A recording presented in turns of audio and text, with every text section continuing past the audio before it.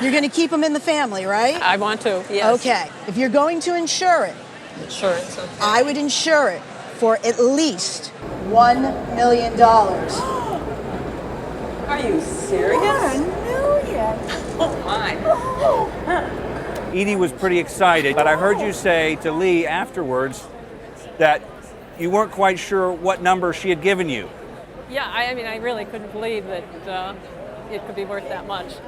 It was just sitting in here in a desk drawer, and I ran across it one day and decided I'd like to have it, not realizing at all what it was worth. That was when I was much younger. Were you a baseball fan before the Roadshow today? Oh, for sure. Red Sox fan. Grew up outside of Boston. And to think you almost sold this collection years ago. Tell us. I didn't, because I did want to keep it in the family. And someone had told me that, hey, it's probably worth more than he's offering. Hey, what do you think you'll do with these when you get home? I don't know. I mean, I'm hoping they'll stay in the family, although it's going to be tough deciding how to do that. Today was definitely one of the greatest moments in my Roadshow career. When you look at memorabilia and you value it, you look at the historical importance of the players, of the team, of the era, of the event. You also look at rarity. You look at condition. You look at provenance. And this has it all. You've got the earliest known professional team that came out of Cincinnati and went to the Red Sox. You've got your earliest pioneering Hall of Famers here with Harry Wright, George Wright, and Albert Spalding. You've got provenance because they stayed in this boarding house, and here are the notes they wrote to this woman's great-great-grandmother. And we have never seen this grouping of photographic baseball cards before. The earliest known cards were cabinet cards produced by Peck and Snyder in 1869, and they've been sold a few at a time over the last few years. This has never been out. These group of cards have never been out. We've never seen an early set of notes like this signed by these great Hall of Famers. It's Boston. It's the roots of Boston baseball.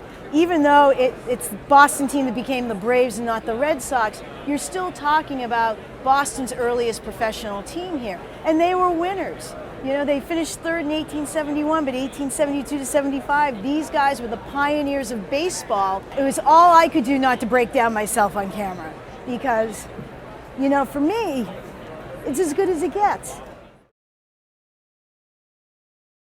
I've been with the Roadshow since the very first show, 1996, and my most memorable day on the Antiques Roadshow was in New York City in 2014. I was sitting at the table with my colleague, Simeon Lippman. This lady walks in, who we find out later is Gail, and brings up this bag and puts out these sports cards on the table in front of us. These are among the oldest baseball cards in existence. It is a true wow moment. And the thing that's special, in addition to the cards, is this letter. And they all wrote a little sentence and signed it. While they were on a road trip in 1871, visiting the Washington Olympics, they got rained out. And they wrote her a letter at their boarding house telling her how much they missed her.